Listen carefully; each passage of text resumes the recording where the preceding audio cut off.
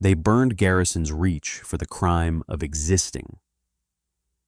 The Votari Empire thought we were just another frail, soft-skinned species clinging to the edge of the galactic rim.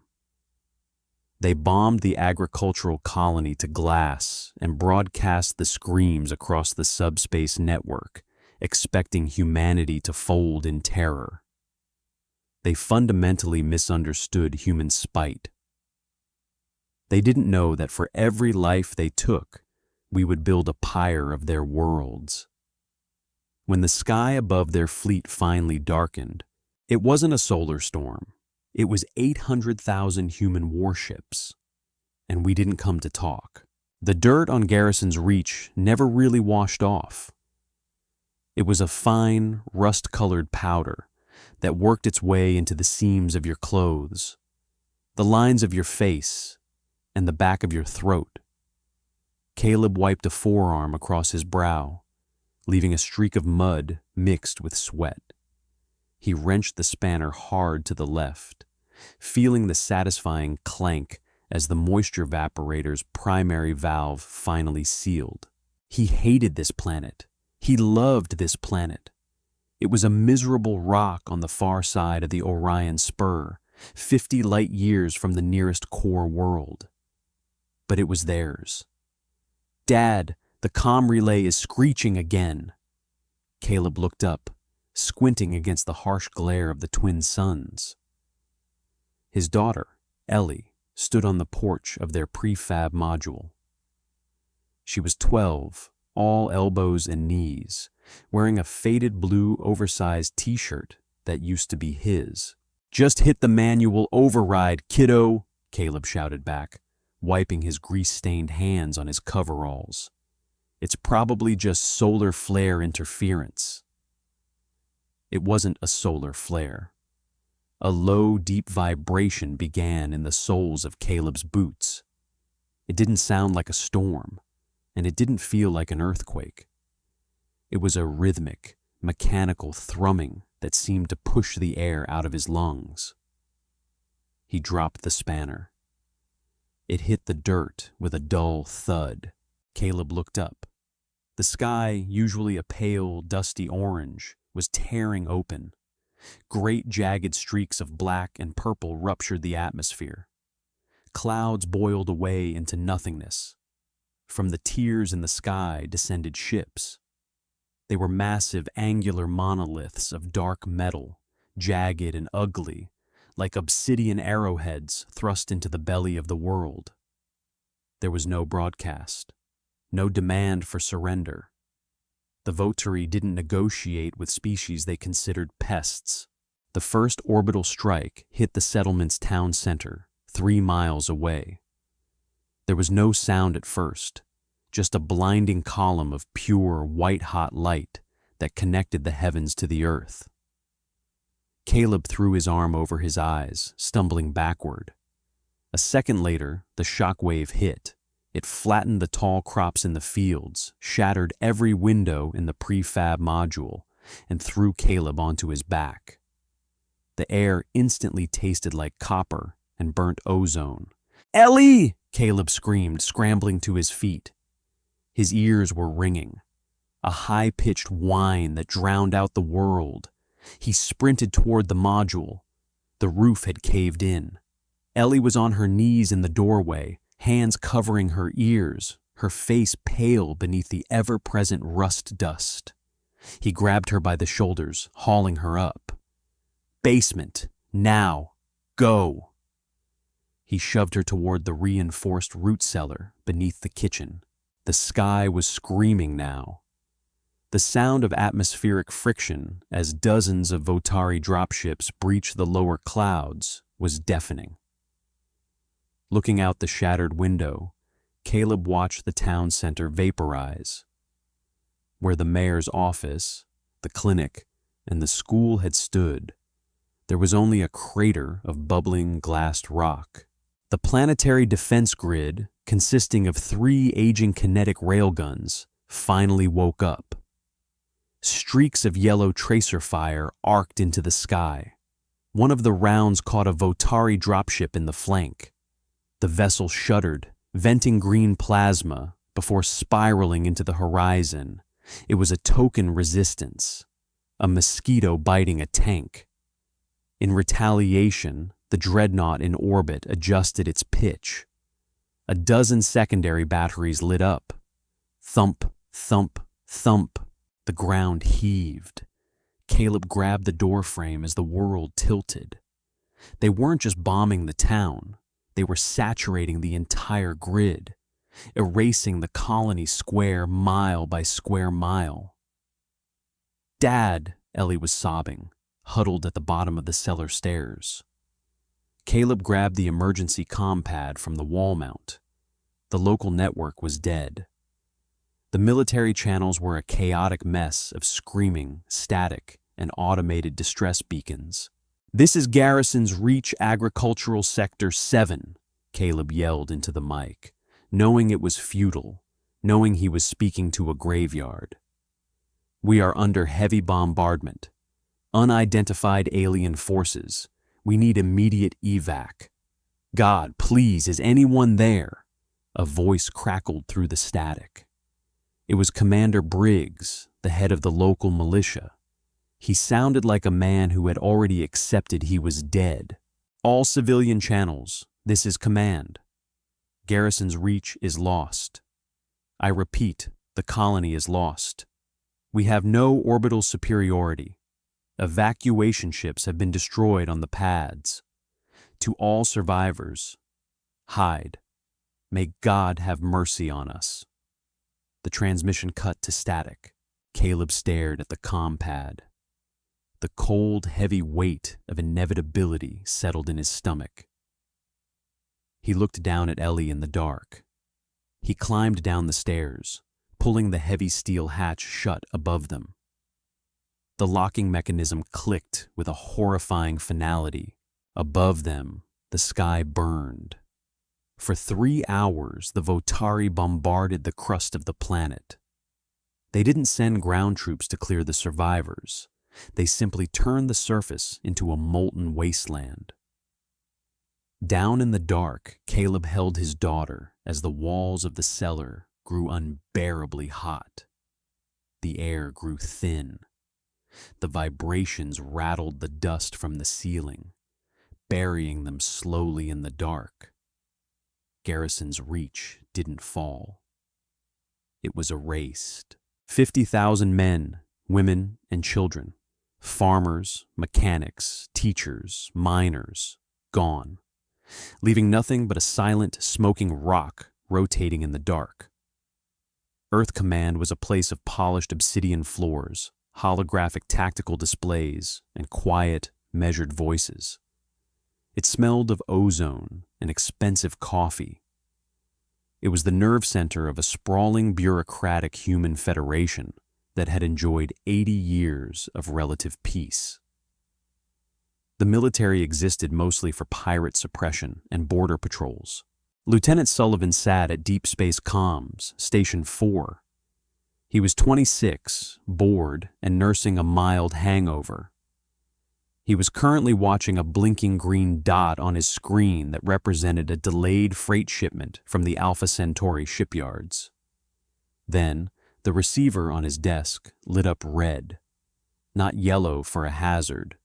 Not orange for a localized conflict. Red. Deep, crimson red. It was a burst transmission. Compressed, encrypted, and bounced off 3 different relay stations before landing in Sol's system. Sullivan frowned, tapping his earpiece. "Command, I have a priority alpha transmission coming in from the Rim. Sector, Garrison's Reach." Mason Brooks, a man whose uniform always looked a little too tight across the shoulders, looked up from the central holotable. He had graying hair, tired eyes, and the distinct look of a man who preferred ships to politicians. "Put it on speakers, Lieutenant. Let's hear what the farmers are complaining about today. Probably a pirate raid on their grain silos." "Decoding now, sir," Sullivan said. The audio file was corrupted, heavily degraded by radiation and distance. When it finally played, the silence in the control room was absolute. It wasn't a standard distress call.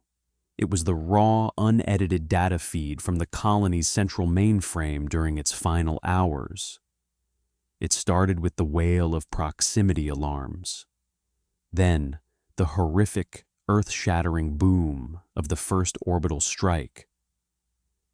But it was the voices that froze the room, the panicked chatter of the militia, the screams of civilians trapped in burning structures, the desperate pleading prayers of parents, the sound of atmospheric incinerators turning oxygen into ash.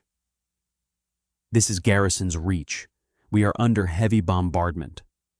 Unidentified alien forces. We need immediate evac.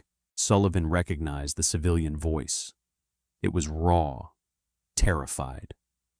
The transmission carried on for another 10 minutes, chronicling the systematic extermination of 50,000 people. It ended with Commander Briggs's final, hollow order to hide. Then the screech of structural failure, the roar of fire, and finally, static. Sullivan didn't realize he was gripping the edge of his console until his knuckles turned white. His hangover was gone. He felt sick. He felt cold.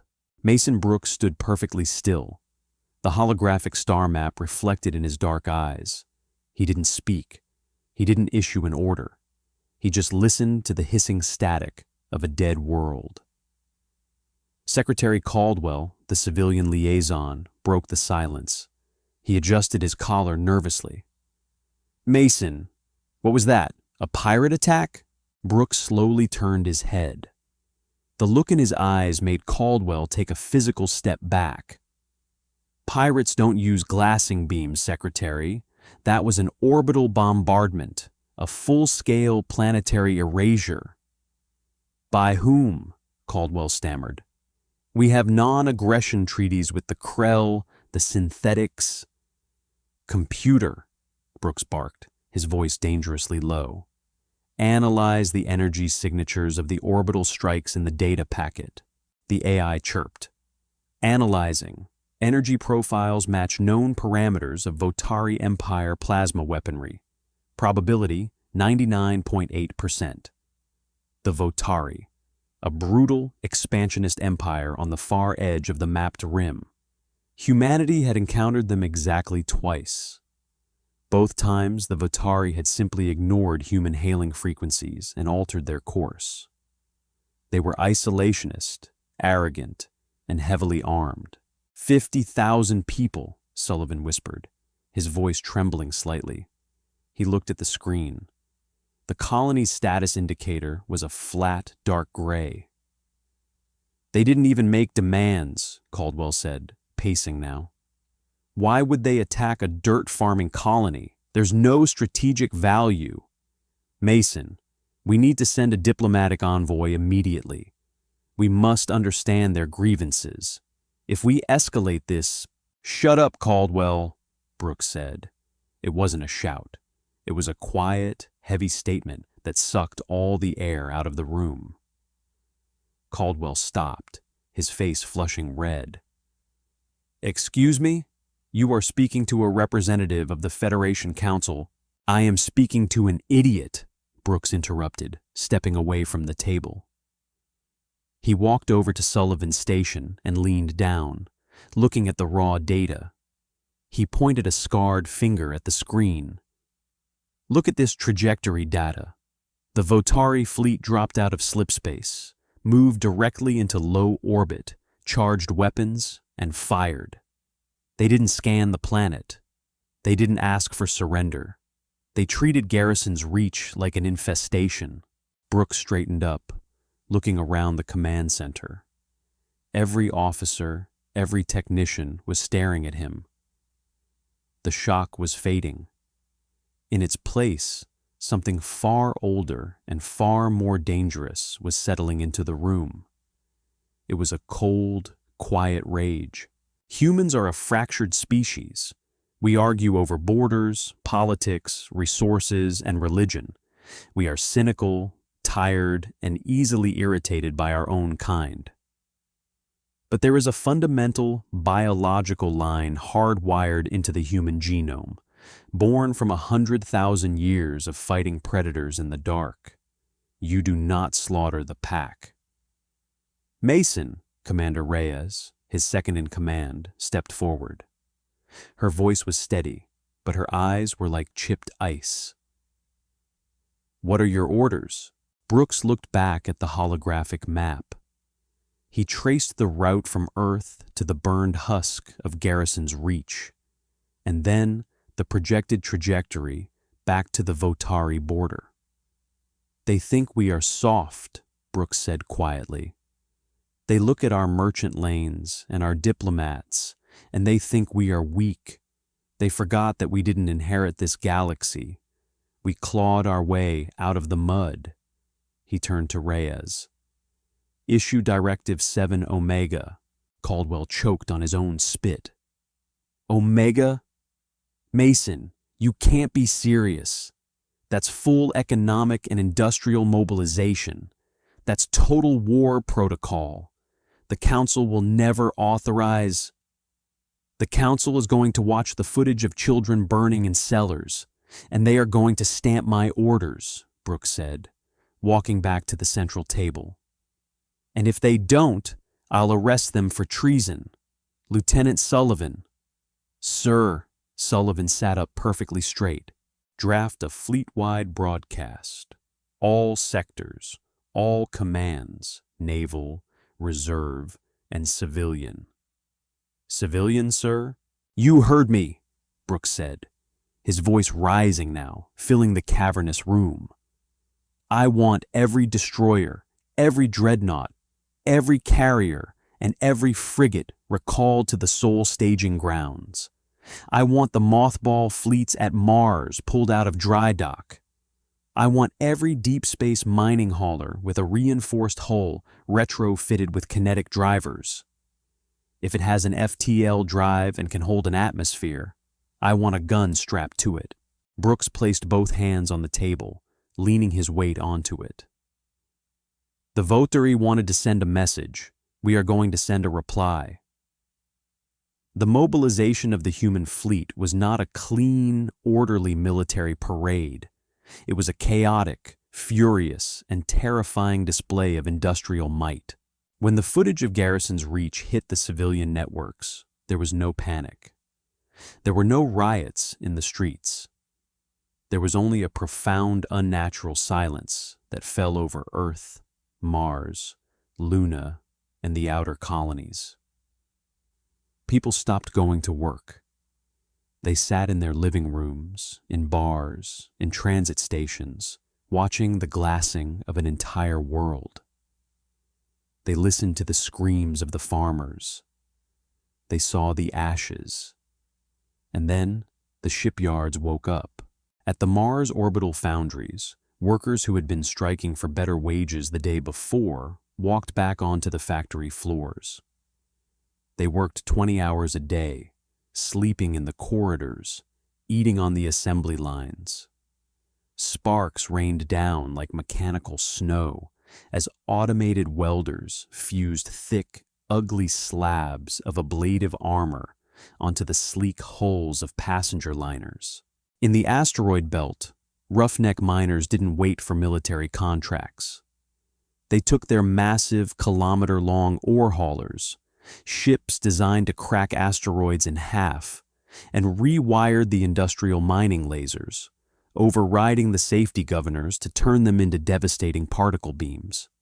Humanity didn't build a neat, uniform armada. They built a sprawling, jagged, terrifying horde. At the Sol staging grounds, beyond the orbit of Pluto, the fleet began to gather. It started with the pride of the Federation Navy. The first, second, and third fleets arrived in perfect formation. Sleek, deadly dreadnoughts painted in low-visibility matte black. The Retribution, the Pillar of Autumn, the Wrath of Achilles. But they were just the vanguard. Behind them came the reserve fleets, old blocky cruisers from a generation ago, pulled from the scrapyards and loaded with experimental munitions. And behind them came the civilians, freighters, colony ships, courier vessels, garbage scows. Every ship was bristling with hastily welded missile pods, rail guns, and point defense turrets. It was an armada built on pure, unadulterated hatred. It was the physical manifestation of vengeance. Mason Brooks stood on the bridge of the supercarrier Nemesis. He looked out through the massive armor-glass viewport. The void of space, usually an empty expanse of black, was entirely obscured. There were ships above him, below him, and stretching out into the distance as far as the optical sensors could track. The navigation computer was struggling to assign transponder codes. The count had passed 500,000 and was still climbing. "Current count, Commander?" Brooks asked, his hands clasped behind his back. Reyes looked at a data pad, shaking her head slightly. "We just broke 800,000, sir. The belt miners just jumped in with 3,000 retrofitted haulers. And, sir, we have a flotilla of luxury yachts from the Venusian orbital habitats. They've mounted anti-ship torpedoes on their observation decks." Brooks let out a short, humorless laugh. "God help the Votari. Sir, slipspace drives are spooled across the grid. We are experiencing massive gravitational anomalies just from having this much mass concentrated in one sector. If we don't jump soon, we're going to throw Pluto out of its orbit." Brooks nodded slowly. "Target coordinates locked?" "Locked, sir. Votari Prime, their homeworld." "No strategic stops? No staging at the border?" Reyes asked, though she already knew the answer. "They didn't stop at the border when they burned Garrison's Reach," Brooks said coldly. "We jumped directly into their high orbit. We cut the head off the snake." Brooks stepped up to the fleet-wide communication terminal. He tapped the microphone. Across 800,000 ships, in cockpits smelling of sweat, cheap coffee, and fear, millions of humans paused to listen. "This is Mason Brooks. 50,000 of our own were murdered in the dark. They died terrified, and they died alone. The Votari Empire believes they are the apex predators of this universe. They believe that might makes right." Brooks paused, his eyes narrowing. "Today, we prove them right. We are the might. We are the storm. We do not stop until their sky burns. All ships, execute, jump." Space tore open. It wasn't the neat surgical slipspace rupture of a single vessel. It was a cataclysmic shattering of physics. An area of space the size of a small moon violently inverted, flashing with blinding purple and white light. 800,000 human warships vanished from the Sol system, leaving behind a wake of gravitational ripples that would disturb sensor buoys for decades. 300 light-years away, the Votari homeworld bathed in the light of a blue giant star. It was a heavily fortified world, surrounded by orbital defense platforms and a standing fleet of 10,000 pristine angular warships. The Votari High Command was currently reviewing the telemetry from their successful extermination of the human colony, highly satisfied with the demonstration of their superiority. Then, the early warning systems triggered. It wasn't an alarm for an incoming fleet. It was the alarm for a localized cosmic event. The Votari sensor operators watched in confusion as their screens blinded them with radiation warnings. Above the capital city of Votash, the sky began to bleed. The blue atmosphere rippled, tearing like wet paper. The Votari citizens on the ground stopped in the streets, looking up. The defense fleet in orbit scrambled, trying to identify the anomaly. When the human fleet dropped out of slipspace, they didn't arrive in a neat formation. They arrived like a shotgun blast to the chest. 800,000 ships materialized simultaneously. The sheer displacement of mass caused an atmospheric shockwave that shattered windows across the Votari capital. The sky went entirely black. The Votari looked up and saw no sun, no stars, only a ceiling of jagged metal bristling with weapons, the rusted hulls of mining ships, the sleek armor of dreadnoughts, the haphazardly welded guns of freighters.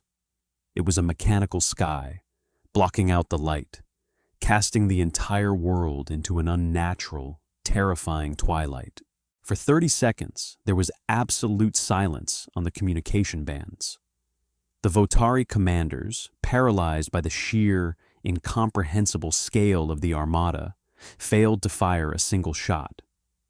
Then every human ship broadcast the same unencrypted audio file on every Votari frequency.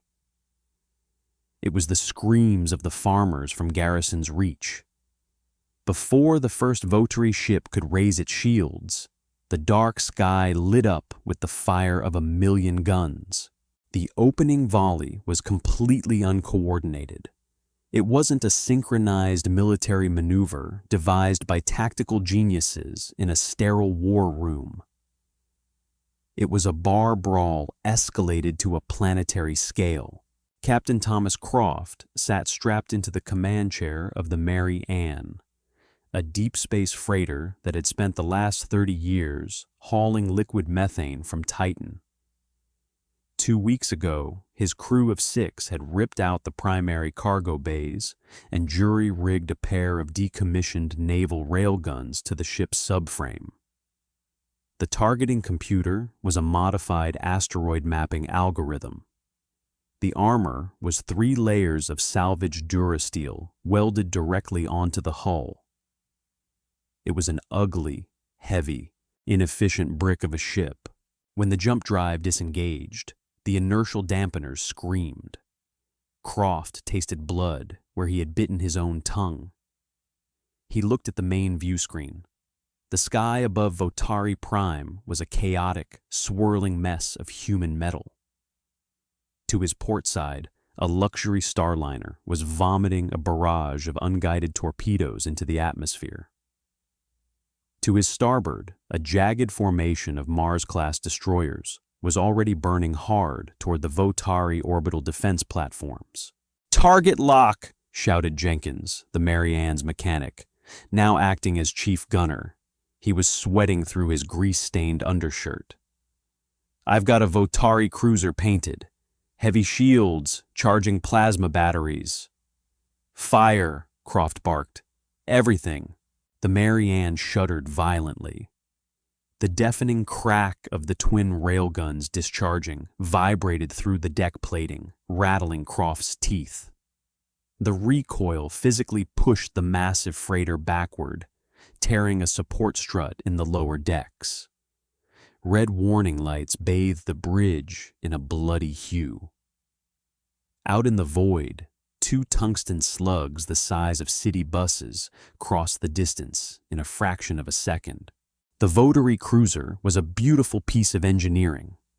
It was a spearhead of polished black alloy designed to cut through enemy formations with elegant, lethal precision. Its shields flared a brilliant, blinding violet as the first slug hit. The kinetic energy dispersed, holding the line. The Votari engineering was flawless, but physics is a cruel master. The second slug hit a microsecond later, in the exact same spot. The shield generator overloaded. The tungsten round tore through the Votari cruiser's prow, traveled the entire length of the ship, and exited the engine block, taking the primary fusion core with it. The elegant black spearhead ruptured into a silent, blossoming flower of blue fire and shattered metal. Croft didn't cheer. He just gripped the armrests. Cycle the loaders, find another target. Multiply that moment by 800,000. The Votari home fleet consisted of 10,000 of the most advanced warships in the known galaxy.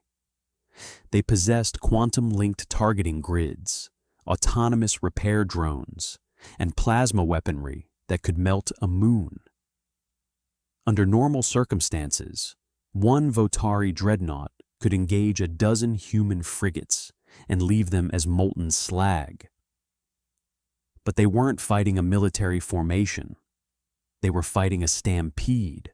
Human ships were firing indiscriminately. Missiles, lasers, kinetic slugs, and highly illegal nuclear ordnance flooded the orbital space. The sheer volume of fire overwhelmed the Votari sensor suites.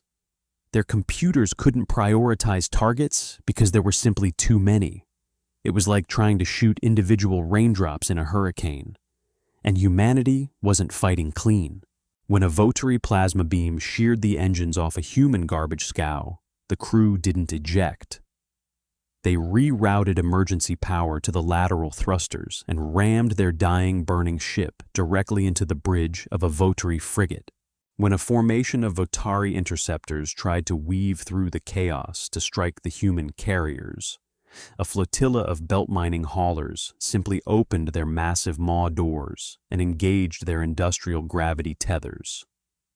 They dragged the nimble alien fighters into their rock-crushing grinders, chewing the interceptors into scrap metal.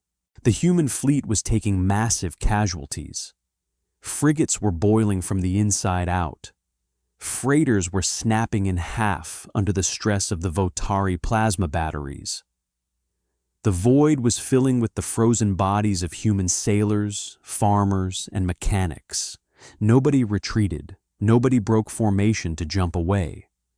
The burning husks of human ships simply became cover for the ships behind them.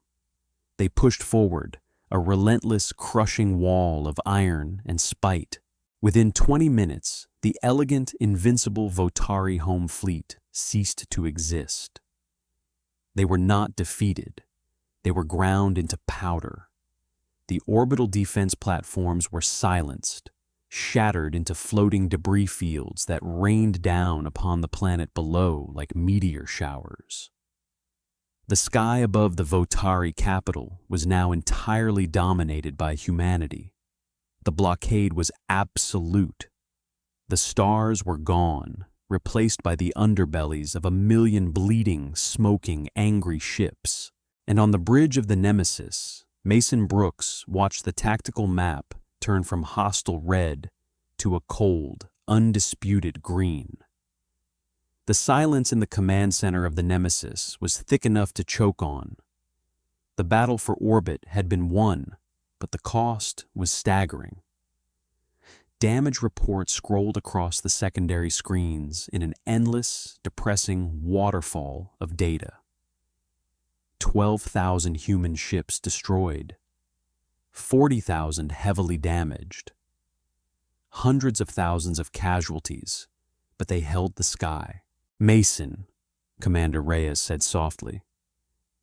She had a bloody bandage wrapped around her left forearm where a ruptured conduit had caught her during the initial engagement. "Orbital superiority achieved. The Votari fleet is gone. The defense grid is offline. We have a clear line of sight to the surface."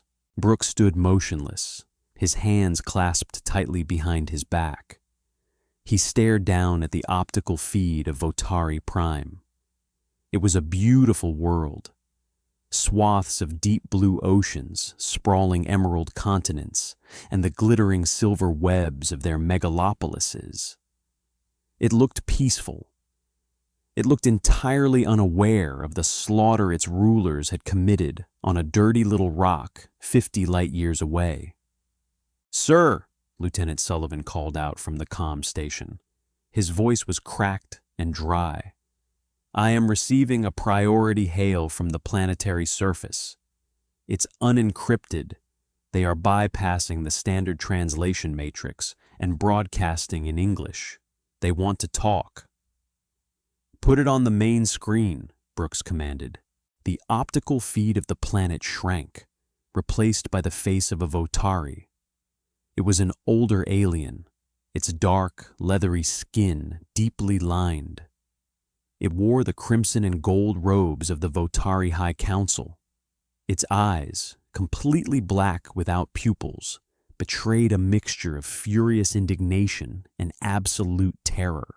"Human commander," the Votari spoke, its voice carrying a strange, clicking resonance beneath the synthesized English words. "I am Prelate Viel of the High Council. Cease your unprovoked aggression immediately. You have violated sovereign Votari space. You have destroyed our defense fleet. This is an act of total war. Stand down or face the full wrath of the Votari Empire." Brooks didn't blink. He stepped closer to the screen, his boots echoing sharply on the deck. "You burned Garrison's Reach," Brooks said. His voice was not a shout. It was a low, guttural rasp, heavy with the weight of 12,000 dead ships and 50,000 glassed civilians. Prelate Viel flinched, though he tried to hide it. Garrison's Reach was an unauthorized squatter settlement on the edge of our expansion corridor. It was a pestilence. We executed standard clearance protocols. You are overreacting to a minor border adjustment. We are willing to offer reparations for the loss of your livestock. Let us discuss terms. Livestock. The word hung in the air on the bridge of the Nemesis. Sullivan stopped breathing. Reyes closed her eyes, her jaw clenching so hard it looked like the bone might snap. Brooks looked at the alien. He didn't see a diplomat. He didn't see a peer. He saw the cold, arrogant machinery that had systematically boiled children alive in root cellars. "We are not here to negotiate terms, Prelate," Brooks said quietly. "We are not here to demand reparations. We are here to enforce a lesson." "What lesson?" Viel demanded, his facade cracking, true panic bleeding into his tone. "You have already won the orbital engagement. You have proven your point. What more do you want?" "We want you to understand the dark," Brooks said. "You thought we were weak because we didn't flex our muscles. You thought because we build farms and trade routes, we lack the stomach for violence. But you fundamentally misunderstood the human race. We don't build societies because we are peaceful, Prelate. We build them to keep the monster in the cage. You broke the lock. You dragged the monster out. Now, you get to see what it does." Brooks turned away from the screen. "Cut the feed." The screen went black, then reverted to the optical view of the planet. "Commander Reyes," Brooks said, his voice stripped of all emotion. "Targeting parameters." "Ready, sir," Reyes replied, her voice equally hollow. "I want every military installation, every shipyard, every weapons foundry, and every government command center on that planet painted. I want their orbital elevators severed at the base. I want their planetary defense silos cracked open.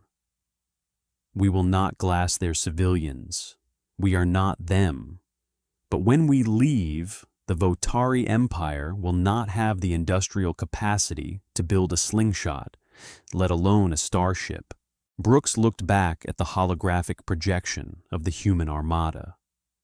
A battered, bleeding, ragged fleet of scavengers and soldiers, united by a singular, terrible purpose. "Commence planetary bombardment," Brooks ordered. "Fire at will." The sky above Votari Prime erupted.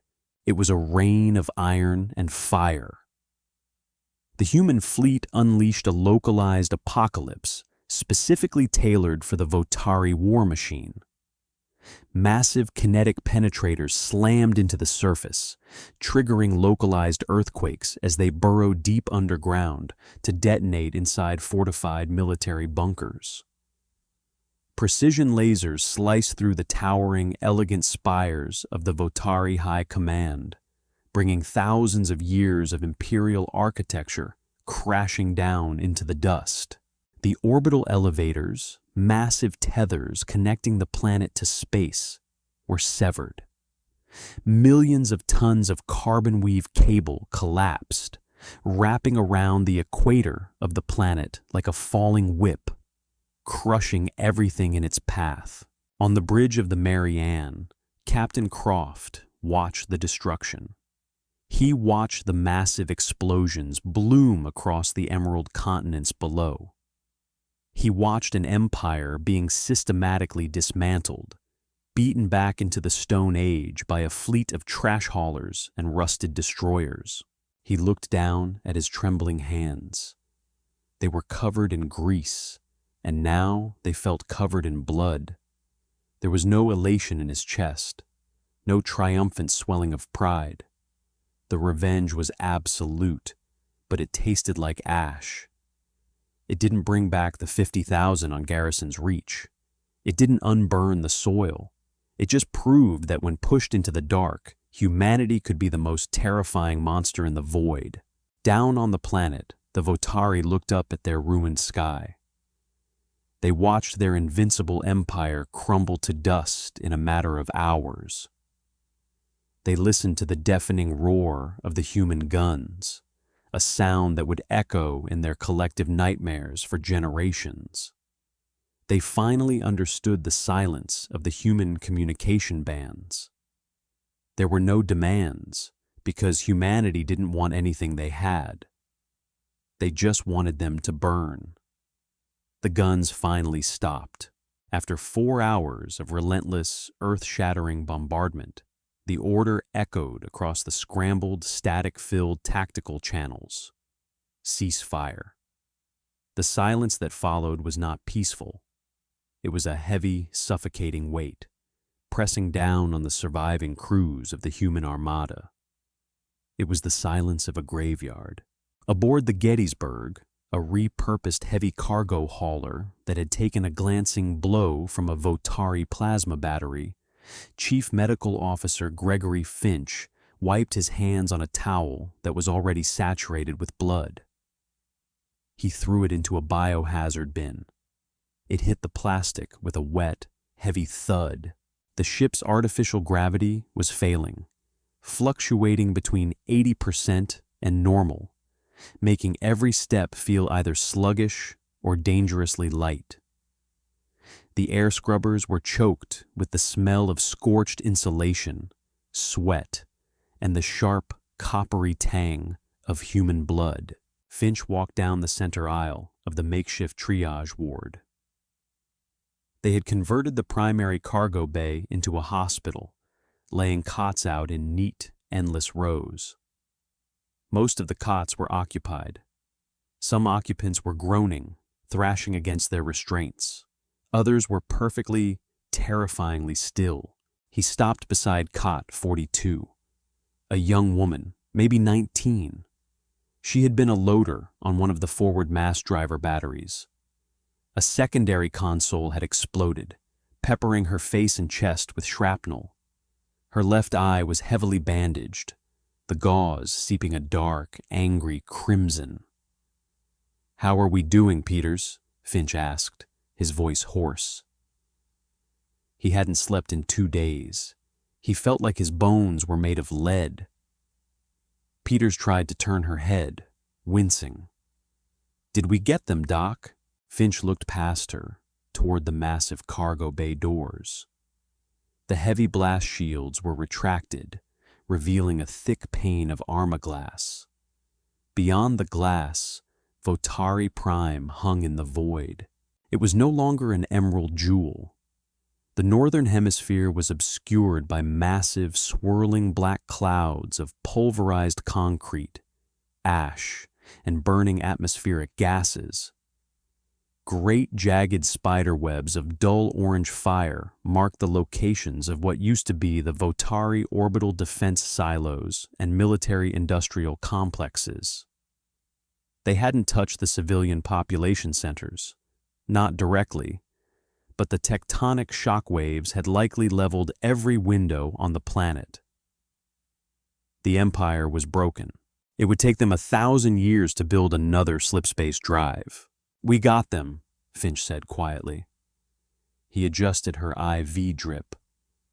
"Good," Peters whispered, her remaining eyes staring blankly at the metal ceiling. "My brother, he was on Garrison's Reach. He was a mechanic. Good." She closed her eye, the medication pulling her under. Finch stood there for a long moment. He listened to the rhythmic, synthetic wheeze of ventilators and the low hum of the ship's struggling fusion drive. He waited for the satisfaction to hit him. The righteous vindication of a score settled. It never came. All he felt was a hollow, echoing exhaustion. They had killed the monsters, but they had to wade through an ocean of blood to do it. On the bridge of the Nemesis, Mason Brooks sat heavily in his command chair. The adrenaline that had sustained him through the mobilization, the jump, and the slaughter had finally evaporated. He looked old. "Damage report," he rasped, staring at the tactical display.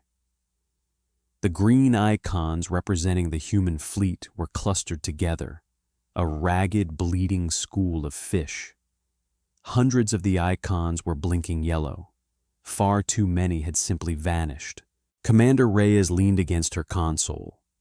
The medics had finally forced her to let them stitch her arm, and her uniform sleeve was cut away, revealing tight, neat sutures over pale skin.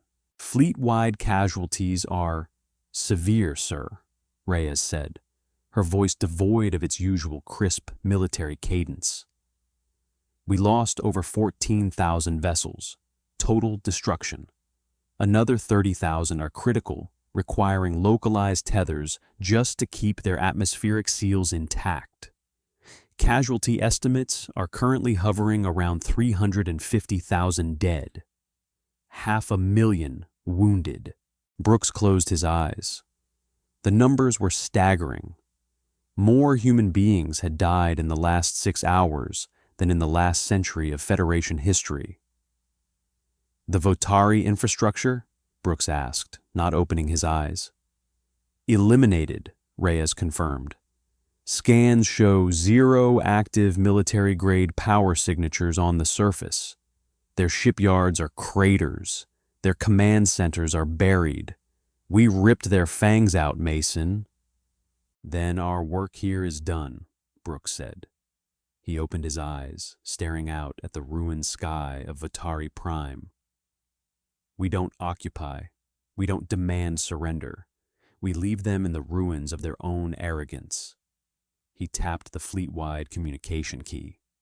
"All ships. This is Mason Brooks. The objective is complete. Secure your wounded. Tether the crippled vessels. Spool slipspace drives. We are going home." There were no cheers over the comms, no triumphant roars, just the quiet, methodical acknowledgement of a working-class fleet doing its job. Slowly, the massive, jagged canopy of human ships began to break apart. They didn't bother forming up into standard military formations. The massive mining haulers extended thick, braided carbon cables, harpooning the crippled destroyers and shattered freighters, physically dragging them into jump alignment. One by one, the tearing purple rifts of slipspace opened in the dark. The human fleet began to vanish, slipping back into the void, leaving Votari Prime to burn in the quiet. They left behind a planetary ring of jagged metal, the frozen, shattered remains of the Votari home fleet, mixed with the scorched hulls of human garbage scows and luxury yachts. A permanent, orbiting monument to human spite. The return to the Sol system was a grim, silent affair. When the fleet dropped out of slipspace beyond Pluto, there were no ticker-tape parades waiting for them. The civilian news feeds didn't play triumphal music. The solar system simply watched as the shattered, bleeding remnants of their armada limped back toward the orbital dry docks of Mars and Earth. The ships that had left as pristine cruisers came back missing entire decks, their hulls scorched black by plasma fire. The civilian haulers and freighters, those that survived, were unrecognizable. They were flying coffins, barely held together by emergency bulkheads and the sheer will of their crews. The Federation Council called an emergency session immediately. Deep beneath Geneva, in a secure, soundproof bunker designed to withstand a planetary siege, Mason Brooks stood before the 12 ruling members of the Human Federation. He had not slept. He had not changed his uniform. He smelled of recycled air, ozone, and stale coffee. Secretary Caldwell sat at the center of the semicircular desk, looking distinctly ill. A holographic projection hovered in the center of the room, playing looped, silent footage captured by the Nemesis's telemetry drones. It showed the systematic dismantling of Votari Prime. It showed the kinetic rods hitting the surface, the massive shock waves rippling across continents, and the towering orbital elevators collapsing like dying serpents. "You went too far," Caldwell whispered, his hands trembling as he stared at the footage. "My God, Brooks, we gave you authorization to retaliate, to cripple their fleet, not to bomb them back into the Dark Ages." "I followed Directive 7 Omega to the letter," Brooks said, his voice flat, completely devoid of apology. "The directive mandates the total neutralization of an existential threat.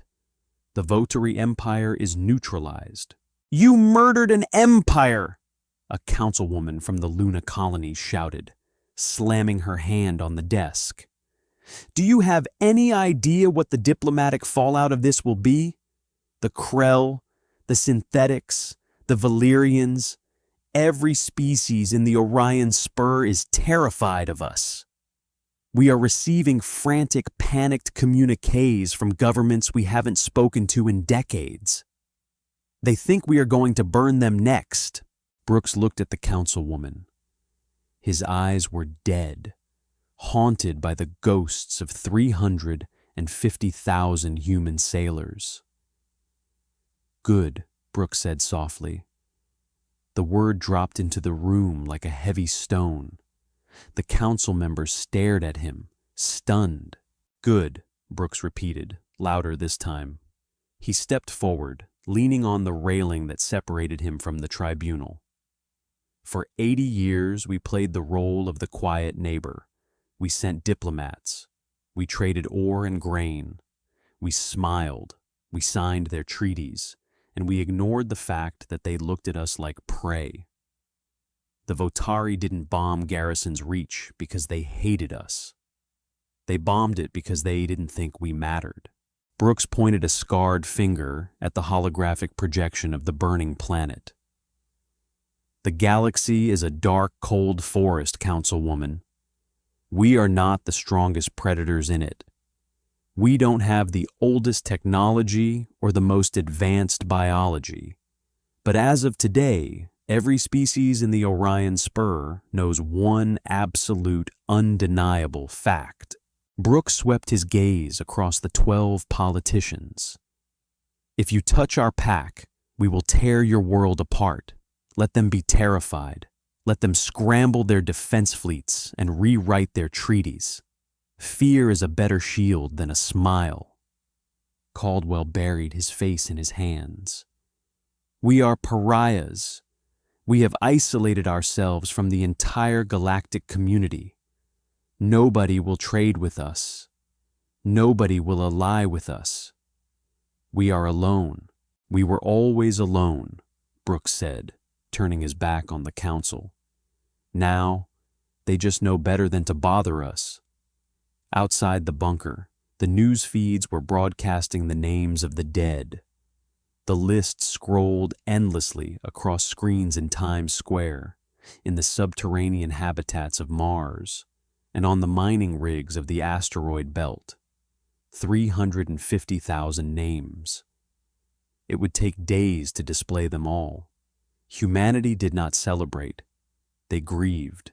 There were mass funerals in the agricultural zones of the inner colonies. Shipyards went silent for a week of mourning. The surviving civilian ships were stripped of their makeshift weapons, returning to their mundane lives of hauling ice and methane, though the burn scars on their hulls were never painted over. They wore them like badges of honor. In the greater galactic community, the shift was immediate and profound. The Krell, a proud, militant species that had frequently harassed human shipping lanes on the borders, abruptly pulled their fleets back 50 light-years. The Synthetics, a collective intelligence that had historically ignored human transmissions, suddenly sent a formal, highly respectful envoy to Earth, offering a comprehensive non-aggression pact. The Orion Spur had a new boogeyman. Alien mothers in a dozen different star systems started telling their children to behave, or the humans would come from the dark with their rusted, screaming ships. The human race became a legend whispered in the shadows of alien spaceports. The species that tore apart their own freighters just to build enough guns to kill a god. A month after the fleet returned, a small, unmarked shuttle dropped out of slipspace near the charred, lifeless rock that used to be Garrison's Reach. A lone figure in an environmental suit stepped out of the airlock, floating down to the glassed surface. It was Caleb's brother, a mechanic from the Sirius colonies who had missed the mobilization. He carried a heavy iron spike. He drove it deep into the fused, glassy ground. Welded to the top of the spike was a simple steel plaque. It didn't contain a grand poem. It didn't boast of the Votari's destruction or the might of the human armada. It just held the coordinates of Votari Prime, and beneath it, a single line of text. We remembered. Deep Space Station Outpost. Charlie Niner hung in the dark between the Orion Spur and the Sagittarius Arm. It was a neutral freeport, a massive spinning gyroscope of rusted metal and neon lights where the galaxy came to trade in the shadows. Smugglers, independent miners, and rogue merchants from a dozen different species rubbed shoulders in its claustrophobic corridors. It was usually a cacophony of alien dialects, haggling, and the occasional plasma pistol discharge. Captain Thomas Croft hated Charlie Niner. He hated the smell of synthesized protein paste and the humid, recycled air. But the Mary Ann needed a new set of primary fusion coils, and the Federation Navy had requisitioned every spare coil back in Seoul to rebuild their actual fleet. Croft stepped out of the airlock, his heavy magnetic boots clanking onto the station's deck plating. Jenkins walked a half-step behind him, nervously wiping his greasy hands on a rag. The Mary Ann looked like hell. They had removed the makeshift railguns a year ago, but the massive Durasteel armor plates were still welded to the hull. The ship was covered in deep, jagged carbon scoring from Votari plasma fire. Croft hadn't repainted her. Nobody in the human fleet had. As Croft walked into the station's main concourse, the noise hit him first. A deafening roar of commerce. Then, someone noticed the patch on his shoulder. It was a simple, subdued Earth emblem, crossed with a single jagged line, the unofficial insignia of the Votari campaign veterans. The silence spread like a virus. It didn't happen all at once. It rippled outward from the airlock. A towering Valyrian mercenary, clad in heavy power armor, stopped mid-sentence and slowly stepped back against the bulkhead, lowering his gaze. A group of Krell traders, usually the loudest and most aggressive hagglers in the sector, completely stopped arguing. They packed their sample cases with frantic, trembling hands and hurried down a side corridor. Within 30 seconds, the massive concourse was dead silent. The only sound was the heavy, rhythmic clank, clank, clank of Croft's boots on the metal floor. The crowd parted. They didn't just move out of his way, they pressed themselves against the walls, shrinking into the shadows. Nobody made eye contact. An alien mother, a multi-limbed species Croft didn't recognize, pulled her offspring behind her thick robes, covering the child's eyes as the humans walked past. "Captain," Jenkins whispered, his voice tight, "I don't like this. It feels like walking through a graveyard." "Keep your eyes forward, Jenkins," Croft muttered. "Don't stare. Just keep walking." They reached the supply depot at the end of the concourse. The proprietor was a synthetoid, a Class 4 artificial intelligence housed in a dull silver chassis. It was supposed to be completely devoid of emotion. Yet, as Croft approached the counter, the machine's optical sensors dimmed from a bright, inquisitive blue to a muted, cautious yellow. "Human vessel Mary Ann," the synthetoid said. Its voice synthesizer was perfectly flat, but the volume was dialed down to barely a whisper. "Your arrival was unanticipated. How may this unit serve your logistical needs?" "I need 2 Class A fusion coils," Croft said, placing his datapad on the counter. "Standard magnetic containment. I have Federation credits, or I can trade refined Titan methane. Your choice." The synthetoid didn't even look at the datapad. It turned, its mechanical limbs moving with a jarring, jerky speed, and retrieved 2 heavy, pristine fusion coils from a reinforced locker. It placed them on the counter. "The coils are yours," the machine said. Croft frowned, pulling out his credit chit. "How much?" "There is no transaction fee," the synthetoid replied, stepping back from the counter. "The Outpost Charlie Niner Trade Collective considers it a professional courtesy. To the architects of the Votari silence." Croft froze. He looked at the 2 coils, worth more than his ship had been 5 years ago, and then looked around the concourse. Hundreds of alien eyes were watching him from the shadows.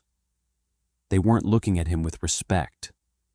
They were looking at him the way a man looks at an unexploded bomb in his living room. They weren't giving him the coils out of generosity. They were paying tribute to a monster, hoping it would take the meat and leave their village alone. A cold, heavy knot formed in Croft's stomach. This was what Mason Brooks had bought them. Absolute, unquestioned safety, paid for with the total annihilation of their humanity in the eyes of the universe. They were no longer the farmers, the merchants, the quiet neighbors. They were the apex predators, the reapers. "I don't take charity," Croft said. His voice was rough. He slammed his credit chit onto the scanner, forcibly transferring the market value of the coils into the synthetoid's account. The machine flinched at the sound. "Take the coils, Jenkins," Croft ordered. Jenkins hoisted the heavy components onto his shoulders, groaning under the weight. Croft turned around and walked back down the concourse. The silence followed him all the way to the airlock. When the heavy blast doors of the Mary Ann finally sealed behind them, Croft leaned against the bulkhead and closed his eyes. The tension bled out of him, leaving him exhausted. "They're terrified of us," Jenkins said quietly, dropping the coils onto the deck. "They didn't even want our money. They just wanted us gone." "I know," Croft said. He looked at his hands. They were just hands, calloused, scarred from a lifetime of turning wrenches and hauling freight. But the rest of the galaxy saw claws. "It's better this way, isn't it?" Jenkins asked, though he sounded like he was trying to convince himself. "Nobody is going to bomb another human colony ever again. We're safe." Croft looked out the small viewport in the airlock door, staring into the black void of space. "Yeah, Jenkins," Croft lied. "We're safe." The rain in the Pacific Northwest wasn't just weather, it was an eraser. It washed the thick mud from the long, winding driveway, stripped the dead pine needles from the heavy branches, and drowned out the quiet. Mason Caleb Brooks, formerly retired for 6 years, sat on the covered porch of his timber cabin and let the relentless drumming on the tin roof fill his head. The air was cold, biting through his thick wool sweater and sinking deep into his joints. He held a ceramic mug of black coffee with both hands. The knuckles on his left hand were white, locked in a subtle, persistent tremor that the military doctors blamed on neurological degradation from prolonged slipspace exposure. He knew better. It was just the ghost of the Nemesis bridge still humming in his bones, a physical manifestation of a switch he had flipped and couldn't figure out how to turn off. He was 72 years old. He looked 80. The Votari campaign had hollowed him out. It had taken a man who loved star charts, deep space exploration, and the quiet logistics of a peacetime navy, and left behind an executioner who preferred the damp, isolated company of wet pine trees.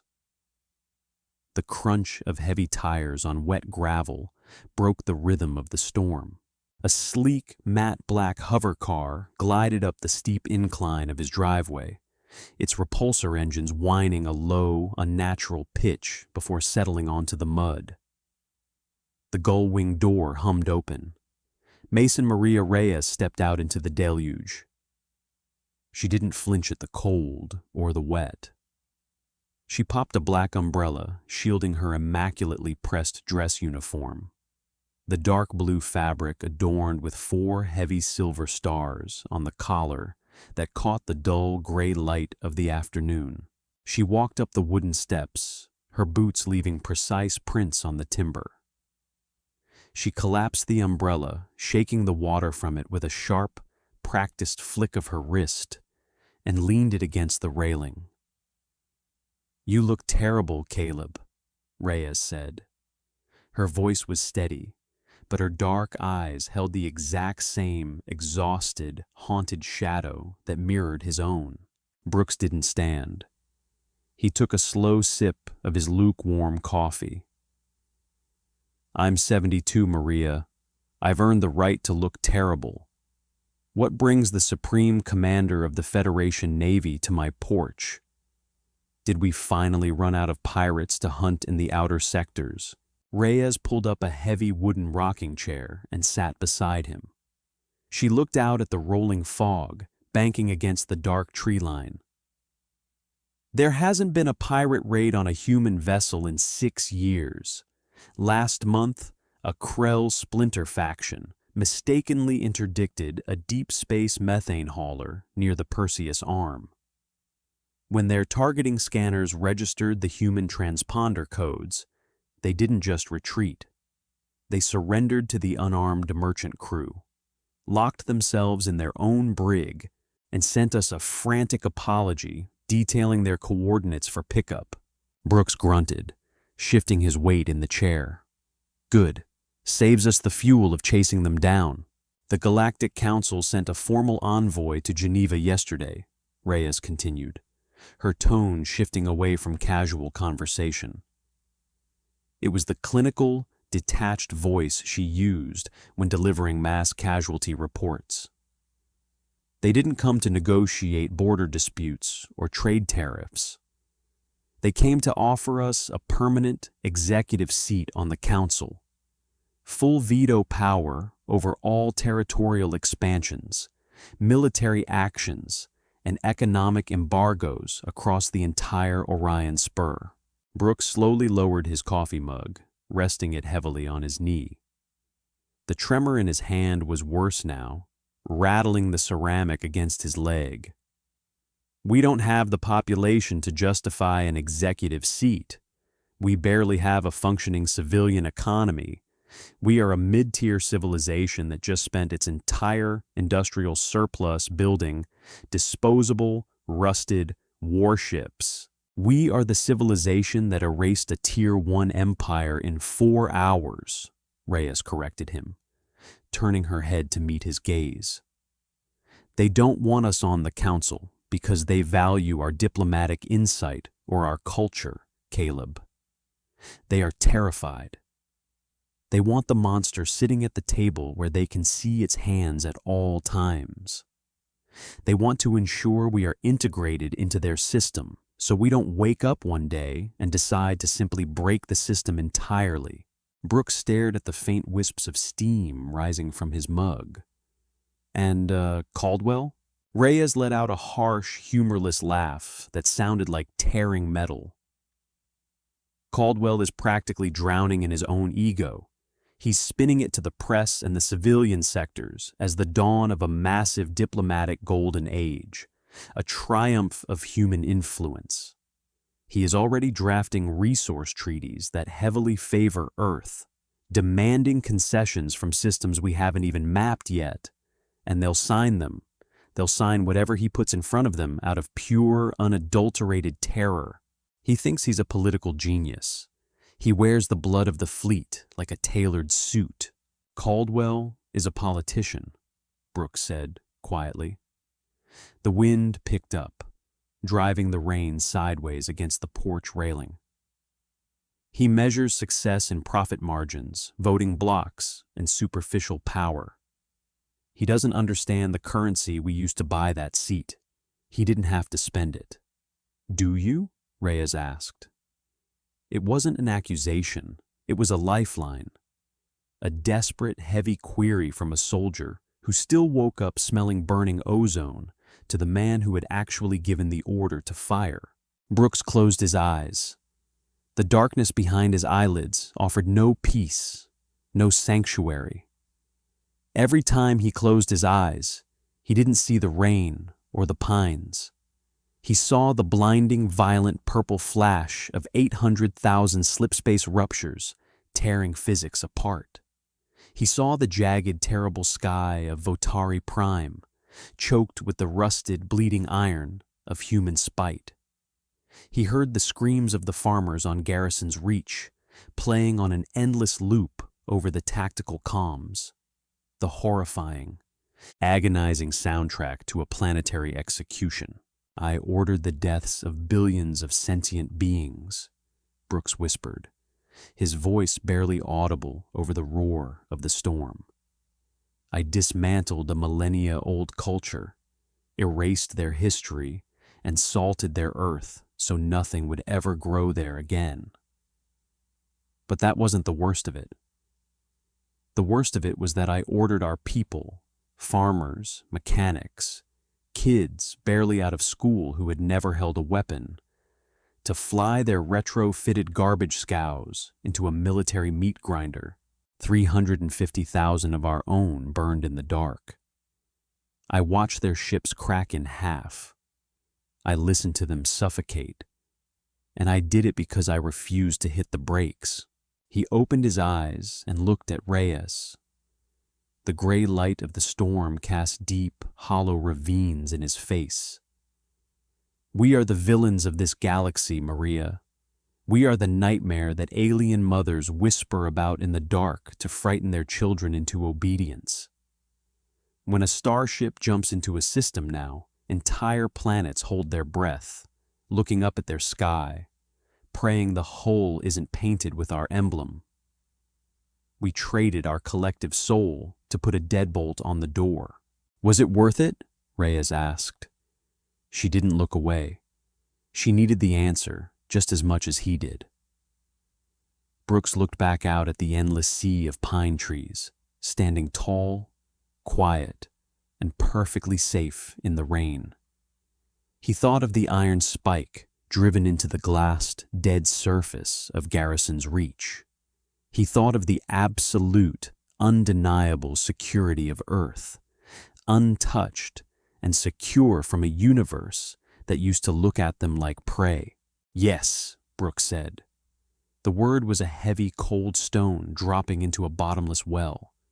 It carried no joy, no triumph, and no pride. But it was absolute. "The galaxy is a cold, dark forest, Commander. It doesn't reward the righteous. It doesn't pity the weak. It only respects the teeth." He raised his mug, letting the cold, bitter coffee wet his dry throat.